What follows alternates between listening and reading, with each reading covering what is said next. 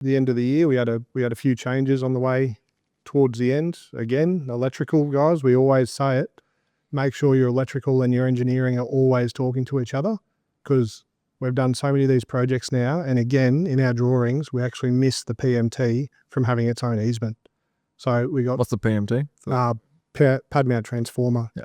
So we had a big transformer that we had to put in, and it cut into one of the blocks, and that wasn't on the design.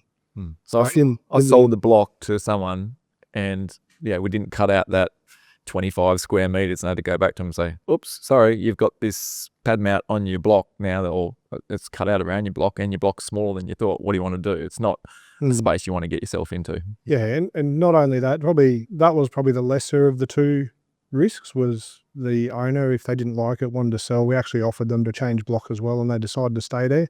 But it's the council approval process. We had to go back through again, add this in, do a minor change. Yeah, it was more time. And money. Like you say, Kev, time kills developers. Yeah. So that was a big one. Actually, compounding interest kills developers, which is time. Yeah. So that was a big one. The wet weather flogged us. And then we had a good run into Christmas. It was all boots on the ground, and we were running all Saturdays, everything. We were flying at the end. Earthworks got done. Our landscaping went in really well. They went off without a hitch, thankfully. So yeah, we put a lot of trees in there. They're all surviving really well. I was very fearful they were going to get taken out by a gully raker, i.e. a lot of rain, and clean the creek out, and we'd be replanting it. And that didn't happen over Christmas, thankfully. Everything's established and we're up and running, which is nice. And yeah, electrical went in. A couple little things with electrical. We had issues towards the end. It had a local earth, that particular PMT. Normally they're a shared earthing grid. So they reach out and they share an earth with all the other transformers in the area.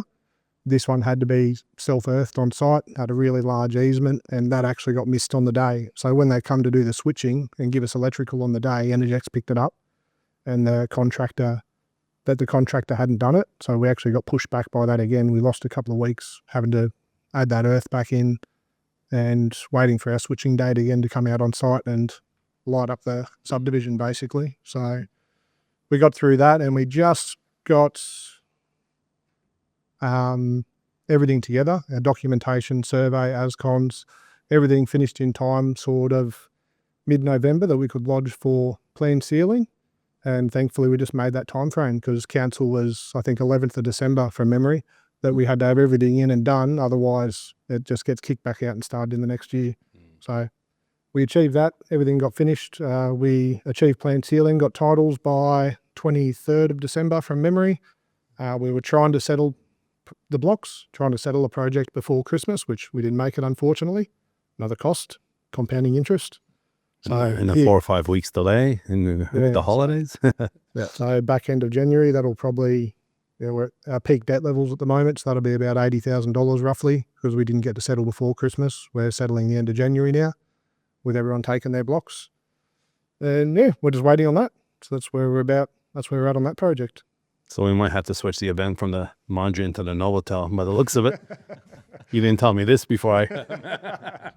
No, we're good now. It's coming out the other end. Yeah, good on you. And probably the other one, it was a really good break, actually. Took a motorbike trip, like I said, over to Indochina. I've come back, caught up with heaps of friends and family over the break. It was a good reset. But probably one of the key points I want to talk on is I caught up with a friend of mine about retirement, and we're just having a yak about it. And he doesn't know entirely, or probably to the depths of what we actually do. We just yak about families and surfing and whatnot usually. And he shared a bit of his pipe dream. So he wanted to retire at 55, or at least try and dial back and just work 2 or 3 days a week at that point. And I asked him a really simple question. I was like, mate, what's your plan? How are you going to do that? That's awesome. And he just sort of shrugged his shoulders. He goes, I'm not too sure. I'm not sure if I'm going to make it yet, but we're paying down our house. And I was like, oh, wow. And like, they really sort of brought me back to what we do in here while we share all of our ideas as well. So I said to him, we'll sit down and have a coffee at some point and just work through that. And because he's got a lot of equity in his house, that he can spear that off. And I've actually steered him in your direction, Kev, to talk about potentially some of your properties, because it's a good investment, and especially for a first investor to come in and do a rooming house, something they can hold and maintain for a long period of time. Like, it's really suitable. He's not the kind of person to take the risk as a developer.